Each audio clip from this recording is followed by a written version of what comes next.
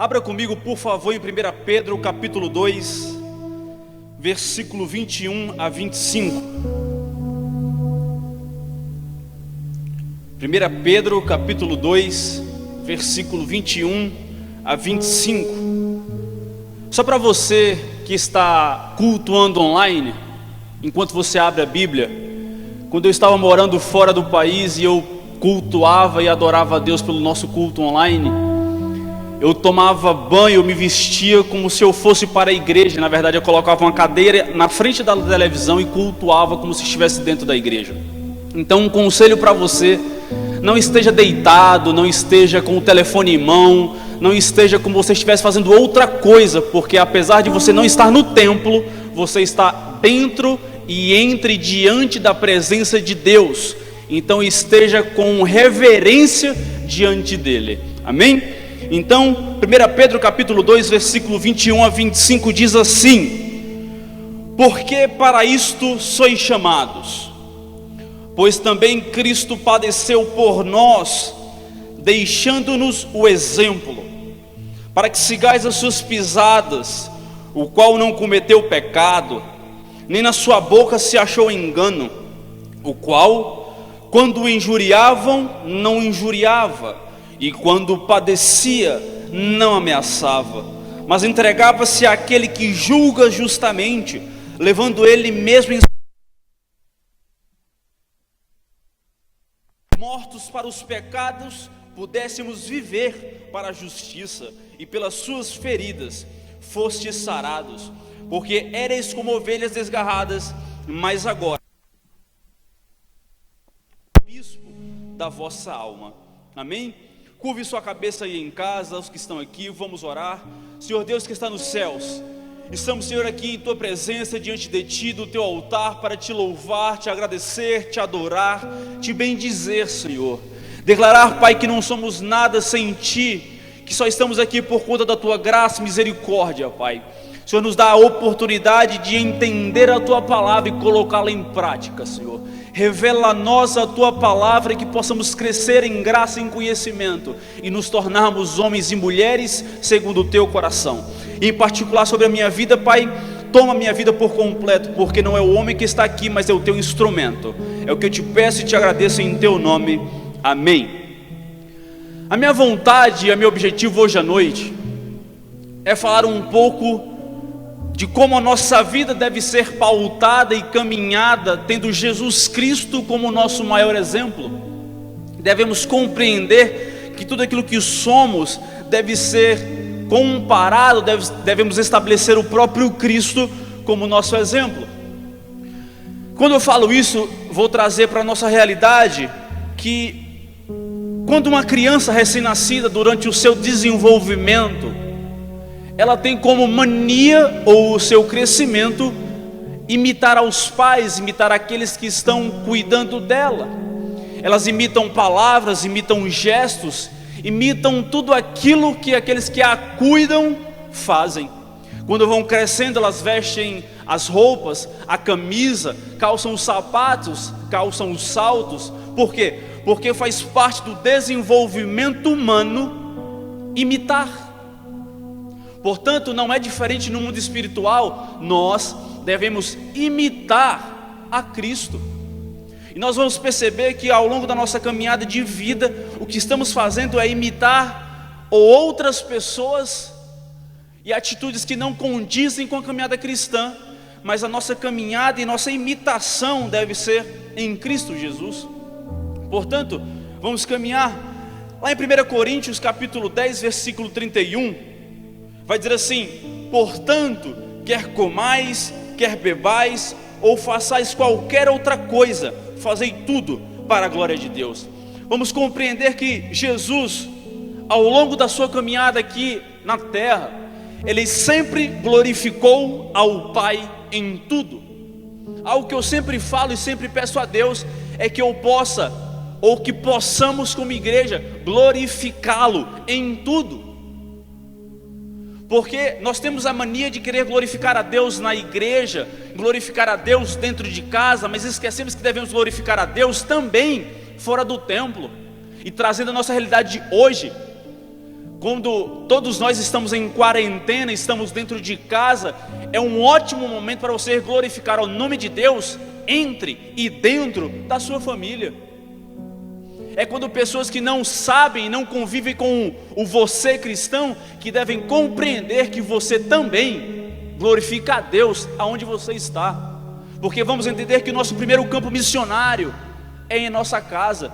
E para aqueles que tinham desculpa de que eu não tenho tempo em casa porque eu tenho trabalho, porque eu tenho faculdade, é um privilégio, apesar do momento, você ter a oportunidade de glorificar a Deus em casa.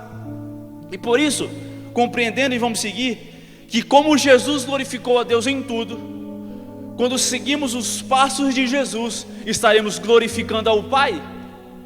Entendeu? Estou aqui esperando a reação do povo, mas vamos continuar.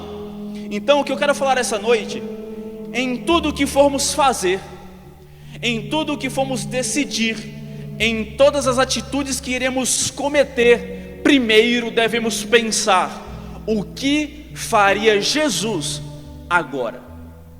O que faria Jesus nesse exato momento? E a partir desse pensamento, aí sim, você toma uma decisão pautada naquilo que você entende que Jesus faria. E preste atenção que muitas vezes o que Jesus faria é totalmente diferente daquilo que você faria. Então o primeiro ponto que eu quero tratar com você, ou com vocês, é que Jesus Cristo não cometeu pecado. Jesus Cristo, quando habitou entre os homens, nunca pecou. Jesus Cristo é santo, Jesus Cristo é a própria justiça, e nele não houve pecado em momento nenhum. Jesus Cristo é nosso maior exemplo e devemos tê-lo como padrão para que possamos não pecar. E por favor, nós temos a natureza pecaminosa, ponto. Mas em Cristo Jesus nós temos a oportunidade, pela sua graça, de nos desviarmos do pecado. Vamos lá para 2 Coríntios capítulo 5, versículo 21, que vai dizer assim: aquele que não conheceu o pecado, o fez pecado por nós, para que nele fôssemos feitos justiça de Deus. Hebreus capítulo 4, versículo 15, vai dizer assim: porque não temos um sumo sacerdote que não possa compadecer-se das nossas fraquezas, porém, que como nós, em tudo foi tentado, mas sem pecado. Isso me traz à memória quando Jesus foi levado pelo Espírito ao deserto, e a ser tentado pelo diabo, lá em Lucas capítulo 4, versículo do 1 ao 13, Jesus, a Bíblia relata que ele foi tentado especificamente em 3 coisas, mas como em outras versões, no versículo 13, que diz assim: e acabando o diabo toda a tentação, ausentou-se dele por algum tempo. E em outras versões diz assim: acabando o diabo de soltar toda sorte de tentações. O que isso quer dizer? Que Jesus não foi tentado somente em 3 situações. Jesus foi tentado em tudo. O que isso me relata? Que cada pessoa, cada ser humano tem uma particularidade, tem um ponto fraco, entre aspas, tem algo que é uma tentação para ela. Talvez a tentação do outro irmão seja diferente da sua, porém, Jesus Cristo, quando esteve na terra, ele foi tentado em tudo. Então use sua criatividade comigo e imagine toda a sorte de tentações que há, até aquelas que não sabemos que existe. O diabo tentou a Jesus. Portanto, devemos entender que em nada ele caiu. E se vamos prestar atenção no relato, todas as vezes que Jesus repreendeu Satanás, ele não repreendeu pela sua própria força, ele não repreendeu pela força da sua carne, ele sempre repreendeu pela palavra e em nome do Senhor. A questão é que nós estamos hoje, toda vida que estamos sendo tentados em algo, nós queremos usar a nossa força, a nossa vontade para escapar da tentação, quando o próprio Cristo usou a palavra para desviar da tentação. Portanto, quando você estiver em situações em que você está sendo tentado, em que sua carne está sendo tentada, em que em sua alma há tendência de se desviar da presença de Deus, nunca vá pela sua força, sempre use a palavra de Deus e o nome do Senhor para repreender a tentação, assim como Jesus Cristo, o nosso exemplo, fez. Devemos compreender que se Jesus Cristo é o nosso exemplo, se Ele repreendeu pela palavra, nós, seres humanos, pecadores, indignos de toda graça, misericórdia e amor, devemos, como Ele, repreender pela palavra e em nome do Senhor. Amém? Amém. Portanto, vamos seguir. Vamos perceber que, entendendo então, se somos em nossa tentação, quando você estiver quase caindo, ou se você estiver nesse processo, lembre-se, o que faria Jesus agora? Essa pergunta, apesar de ser uma pergunta talvez, me permita, simples, deve ser a principal pergunta do nosso dia a dia. Deve ser a pergunta que nós devemos fazer assim que acordamos. O que faria Jesus com o dia que eu terei?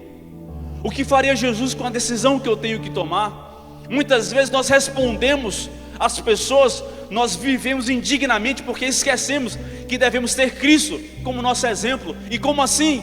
Perguntando o que o próprio Cristo faria em nosso exemplo. Porque devemos lembrar que o Espírito Santo habita em mim e em você, e dessa forma temos a capacidade em Cristo Jesus de desviarmos da tentação.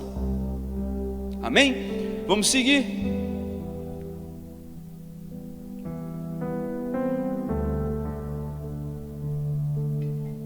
Segundo ponto, vai dizer assim: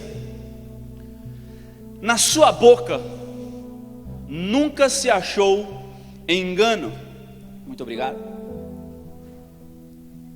Como assim?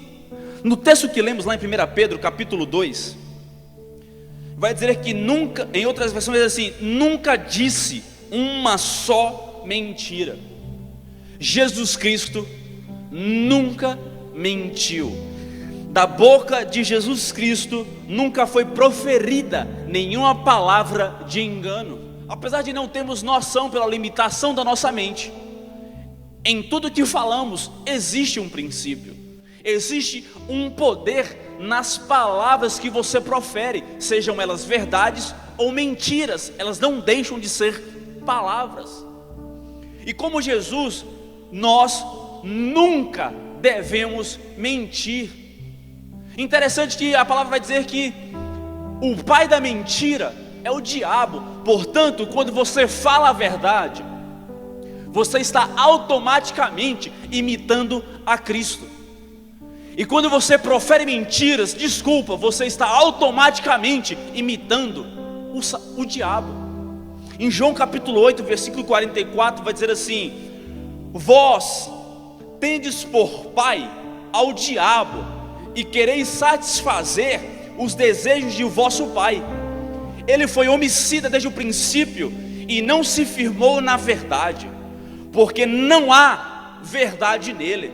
Quando ele profere mentira, fala do que lhe é próprio, porque é mentiroso e pai da mentira. Portanto, quando proferimos mentiras, quando proferimos enganação, nós estamos imitando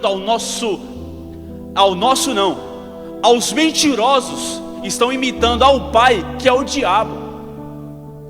Portanto, devemos entender, e faz parte do ser humano, achar que as mentiras é só as grandes, e no mundo espiritual não existe pequena mentira ou grande mentira. Mentira é mentira. E se há mentira em sua boca, desculpa, você não está imitando a Cristo, você está imitando ao diabo. E devemos compreender que as pequenas mentiras são usadas para, quando chegar o tempo das grandes mentiras, elas se tornem comum em sua vida. O Satanás, ele nunca vai chegar com grandes mentiras, com grandes tentações, com grandes coisas. Ele vai trabalhando com doses pequenas, para que quando chegar às grandes, você ache que também são coisas pequenas. E quando você olhar o quadro geral, já está muito grande para reverter. Portanto, agora vamos ver o que a palavra fala sobre os mentirosos. Provérbios capítulo 19, versículo 5 diz assim: a falsa testemunha não ficará inocente, e o que profere mentiras não escapará. Apocalipse 21, versículo 8 diz assim, presta atenção aqui comigo, anota aí, Apocalipse 21, versículo 8: mas quanto aos tímidos aqui você pode ter por pessoas que são covardes de expressar e viver o evangelho entre as pessoas, ok? Mas quanto aos tímidos, aos incrédulos, aos abomináveis, aos homicidas, aos fornicadores, aos feiticeiros, aos idólatras e a todos os mentirosos, a sua parte será no lago que arde com fogo e enxofre, o que é a segunda morte. Mas Jones, como assim? A pessoa que mente está sendo comparada ao homicida, ao incrédulo, ao feiticeiro. Exatamente. A mentira é tão ruim, é tão profunda, é tão pecaminosa quanto o homicida, quanto ao incrédulo, contra o abominável, contra o covarde, contra o feiticeiro. Portanto, o destino dos mentirosos é o mesmo destino do seu pai, o lago de fogo, a eternidade queimando no inferno. Portanto, se há em você o vício na mentira, repreende em nome do Senhor, para que você possa ter a oportunidade de seguir os caminhos de Cristo, que é a verdade. Agora vamos ver o que a Bíblia fala sobre os justos, aqueles que proferem e são verdadeiros em tudo. Salmos 37, versículo 30, vai dizer assim: a boca do justo fala da sabedoria, a sua língua fala do que é reto. Provérbios capítulo 10, versículo 11 vai dizer assim: a boca do justo é manancial de vida, mas a violência cobre a boca dos ímpios. Então eu pergunto a você, quando você fala, o que é gerado? Vida ou morte? Porque devemos entender que através das nossas palavras nós iremos levar vida a outras pessoas, ou iremos levar morte à vida das pessoas. Nunca menospreze o poder da sua boca, porque é por ela que é pregado o Evangelho de Deus. Devemos entender o poder das palavras. E, por exemplo, devemos entender que se Jesus Cristo é a própria verdade, nós como os filhos de Deus devemos vigiar a nossa boca. Em João capítulo 14, versículo 6 vai dizer assim: disse-lhe Jesus: eu sou o caminho, a verdade e a vida, ninguém vem ao Pai senão por mim. O que eu entendo aqui é que quando proferimos verdade em nossas palavras, nós apresentamos o próprio Cristo. Quando nós proferimos verdade em nossas palavras, nós estamos mostrando o caminho da verdade. Quando nós proferimos verdade, nós estamos apresentando a própria verdade. Quando nós proferimos verdade em nossa vida, nós estamos mostrando e levando vida às pessoas. Mas quando nós proferimos mentiras em nossas palavras, nós estamos desviando o caminho das pessoas. Quando nós proferimos mentira em nossas palavras, nós estamos apresentando o pai da mentira. Quando nós estamos proferindo mentiras em nossas palavras, nós estamos levando morte na vida das pessoas. Portanto, entenda que Jesus é o caminho, a verdade e a vida. Para nós chegarmos ao Pai, devemos viver a verdade em tudo em nossa vida.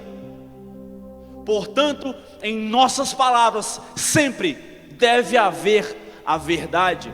Jesus sofreu, apanhou, foi cuspido e espancado, mas nunca revidou.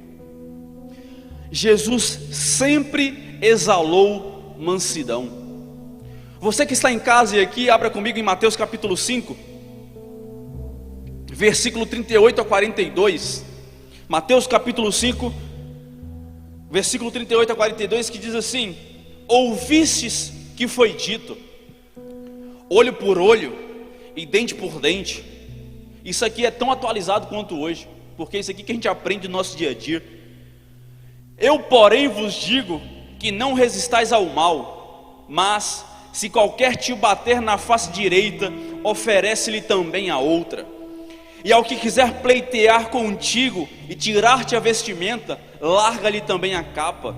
E se qualquer que te obrigar a caminhar 1 milha, vai com ele 2. Dá a quem te pedir, e não te desvies daquele que quiser que lhe emprestes. Gente, o ser humano foi ensinado a: se alguém te trata bem, trata bem. Se alguém te trata mal, trate pior. Só que o nosso grande exemplo diz assim: se te baterem, oferece a outra face. Isso é muito difícil, irmão. Só que se queremos ter Jesus Cristo como nosso exemplo, devemos viver em mansidão e humildade. E se chegar ao ponto de bater em nossa face, oferece-lhe também a outra. Interessante que Jesus nos ensina a não revidar, mas a retribuir a face com amor. Nós devemos sempre retribuir a face com mansidão, com humildade, com compaixão. A palavra nos ensina que se pedir a vestimenta, oferece-lhe também a capa. Devemos entender aqui que a capa, talvez para a vestimenta daquele contexto, seja a peça mais importante da vestimenta, porque é na capa que era costurado o brasão da família, era na capa que era apresentado o seu grau de importância na sociedade, era a capa que era usada no calor para fazer sombra e no frio para se cobrir. Jesus está dizendo assim: se te pedirem a vestimenta, dá o teu melhor, aquilo que você tem de melhor, entrega. Jesus está falando assim: se te mandarem dar 1 milha, anda 2. Por quê? Porque muitas vezes estamos no trabalho e nosso chefe diz assim: faz isso, e fazemos reclamando, quando na verdade você está dizendo assim: faz e faz o dobro, para que você possa ensinar as pessoas o meu exemplo, que nunca é deixar brecha para comentários. Quando você faz o dobro do que você precisa, quando você faz mais do que você precisa, você está vivendo como Jesus viveu aqui na terra. Devemos entender que, em vez de reclamarmos que é nossa obrigação, ou não é minha obrigação, Jesus Cristo nos ensina a fazer muito mais daquilo que nos é pedido. E eu trago isso para a realidade da igreja. Quantos de nós queremos fazer somente aquilo que nos é pedido a fazer, quando aquilo que só o nosso cargo precisa, quando muitas vezes o próprio Cristo não está falando sobre cargo ou sobre autoridade, mas está dizendo assim que todos nós devemos fazer muito mais daquilo que nos é pedido. Portanto, quando alguém te pedir algo, você pergunta: o que faria Jesus? E a resposta é: faça muito mais, faça o dobro, oferece a face, entrega o teu melhor, assim como Jesus entregou. Deus, Ele entregou o seu melhor, o seu próprio Filho, para morrer por mim e por você. Nós, pecadores, nem tivemos a oportunidade de pedir algo a Deus, e mesmo assim Ele fez muito mais do que deveria ou quisesse. Ele entregou o seu próprio Filho para pessoas que não mereciam. Quanto mais eu e você queremos fazer somente o que é nossa obrigação, quando o próprio Deus nos ensina a fazer muito mais e a entregar muito mais. Irmãos, ser cristão, a igreja de Deus, a noiva do Cordeiro, não é limitada a fazer a sua obrigação, é sempre fazer mais. Porque está muito fácil dizer que sou crente e não viver as atitudes da palavra. É muito fácil dizer sou crente e não fazer e cumprir as atitudes do nosso Cristo. É muito fácil dizer sou cristão e não imitar a Jesus. Jesus, Ele carregou a cruz do Calvário, foi espancado, foi cuspido, foi morto na cruz, teve seu sangue derramado. Ele fez muito mais por mim e por você, quanto mais eu e você, que não queremos fazer nada do que é a nossa obrigação. Chegou o tempo de parar de fazer obrigação, e chegou o tempo de fazermos mais que a nossa obrigação, porque a igreja vai a muito além da obrigação.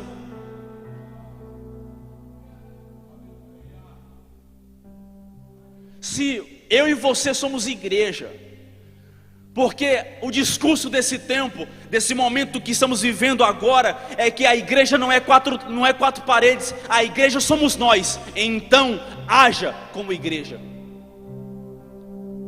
Haja como a igreja que vai para as ruas e ganha almas.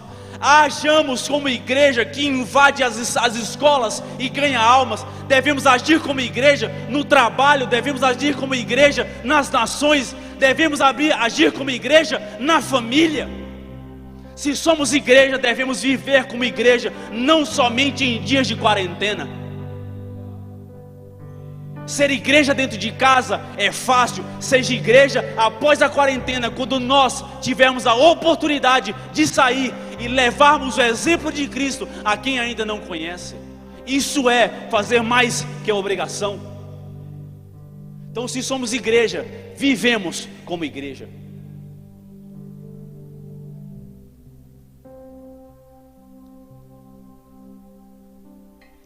Abraão é um grande exemplo de mansidão.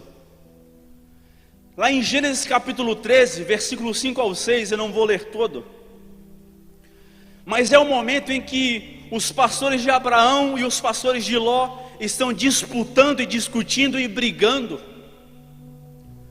E na verdade eles estão fazendo isso diante dos inimigos. Abraão, com mansidão, ele chama Ló e diz assim: não é bom que os nossos trabalhadores briguem, portanto, escolhe. Se tu fores para a direita, eu vou para a esquerda. Se tu fores para a esquerda, eu irei para a direita. Gente, Abraão, como chefe da família, como líder da família, pela idade que tinha e a autoridade que tinha, era dele a oportunidade de escolher primeiro, e o que sobrasse, Ló faria. Só que ele foi manso, humilde, disse assim: eu até posso, mas escolhe. Sabe o que é que eu aprendo? Que quando Ló se apartou dele, quando ele exerceu mansidão em sua atitude, Deus o revelou o seu propósito. Deus chama Abraão em Gênesis 12 e não fala mais nada. Quando Abraão sai da sua parentela e leva Ló, Deus não fala mais com Abraão. Em Gênesis 13, Deus só fala com Abraão quando Ló vai. Deus só revela o propósito para os mansos e humildes. Se queremos entender o nosso propósito, se queremos entender o propósito da nossa vida, devemos agir com mansidão e humildade. Se for necessário haver contenda para que a sua autoridade seja colocada em prática, se aparte da briga. Porque não é preciso a tua autoridade, a tua força, o teu conhecimento, a tua influência para revelar o propósito. Só é necessário a nossa mansidão para Deus revelar a nós o propósito. É quando Abraão age com mansidão e humildade que Ló se aparta dele, que os olhos de Abraão se abriram. Nós só iremos entender e enxergar o mundo espiritual se agirmos aqui com mansidão e humildade. Porque então o mundo espiritual será revelado a nós. No mundo espiritual não cabe pessoas egoístas, não cabe pessoas briguentas, não cabe pessoas mentirosas. No mundo espiritual não cabe nada disso. No exército de Deus, no mundo espiritual, Ele quer pessoas mansas e humildes. Portanto, se você está em casa, peça a Deus espírito de mansidão, mesmo que você tenha autoridade e posição para escolher. Haja com mansidão, haja com humildade. Nós vamos ver que Jesus, em Mateus 26, versículos 59 a 63, Mateus 27, 11 a 14, Lucas 23, 8 e 9, João 19, 9. São vários momentos em que Jesus está sendo julgado por Pilatos, pelo Sinédrio, pelas pessoas, e em nada Jesus respondeu. Quando te caluniarem, quando falar mal de ti, quando te julgarem por coisas que você não fez, quando falarem mentiras em teu nome, não responda, porque o nosso Deus é justo e conhece o coração daqueles que vivem em mansidão e humildade e em verdade.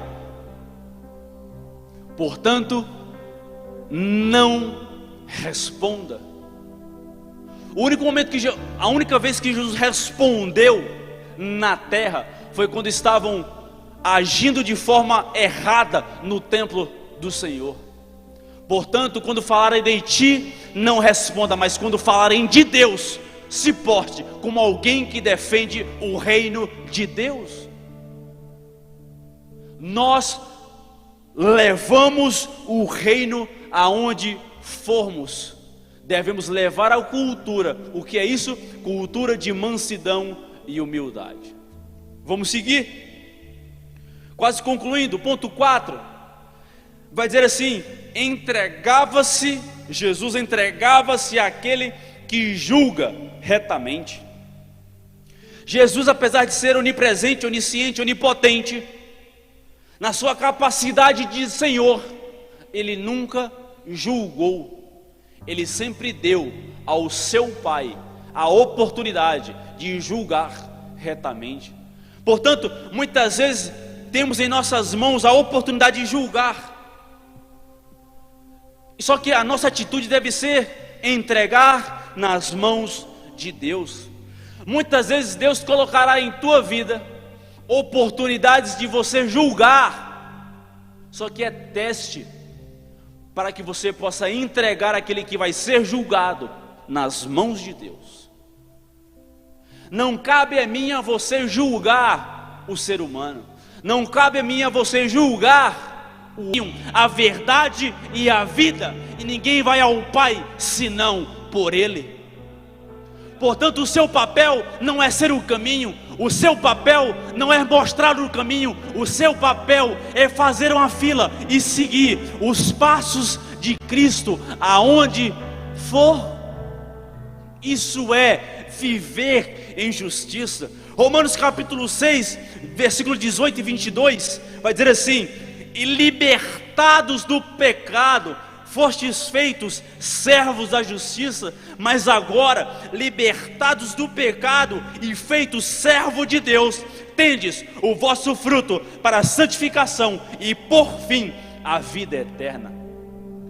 O final daqueles que seguem a Cristo é a vida eterna e a vida em justiça. Portanto, está no tempo de entendermos que Jesus padeceu na cruz do Calvário pelo sangue de Cristo, seguirmos a Ele e vivermos em justiça, porque em Romanos capítulo 5, versículo 17 e 19, vai dizer assim: porque se pela ofensa de um só a morte reinou por esse, muito mais os que recebem a abundância da graça e o dom da justiça reinarão em vida por um só, Jesus Cristo. Pois assim como por uma só ofensa veio o juízo sobre todos os homens para condenação, assim também por um só ato de justiça veio a graça sobre todos os homens para a justificação da vida. Porque como pela desobediência de um só homem muitos foram pecadores, assim pela obediência de um muitos serão feitos justos. Quando seguirmos os passos de Cristo, quando caminhamos e vivemos o exemplo diário de Cristo Jesus em nossa vida, nós temos a oportunidade de sermos feitos justos. Então você em sua casa, concluindo, o ministério de louvor já pode subir. Curve sua cabeça comigo, por favor. Todos que estão em casa, na sala, no quarto, no trabalho, não sei. Curve sua cabeça e feche os olhos e ore comigo, em unidade, em comunhão. Senhor Deus Pai que está nos céus, estamos aqui, Senhor, em Tua presença, diante de Ti, para Te louvar, Te adorar, Te engrandecer, Te bendizer e declarar que o Teu nome é sobre todo nome. Pai, estamos aqui como igreja, Te agradecendo e sendo gratos pela oportunidade de estarmos diante de Ti, do Teu altar, Pai. Porque temos a compreensão que estamos aqui não é pela nossa força, não é pelo nosso sacrifício, não é pela nossa circunstância, mas é pelo Teu amor, pela Tua graça, pela Tua misericórdia que nos dá a oportunidade de estarmos aqui diante de Ti.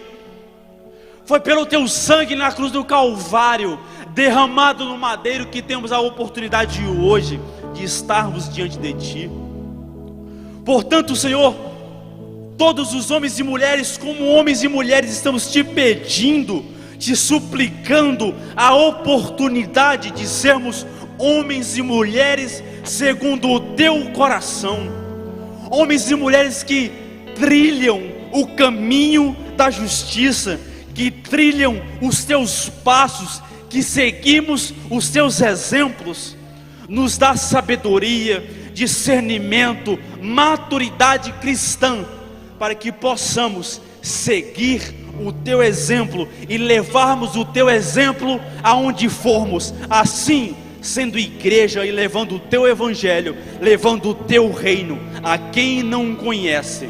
Senhor, tem misericórdia das nossas vidas e nos transforma em pessoas que sigam o Teu exemplo. É o que Te pedimos e Te agradecemos em Teu nome. Amém.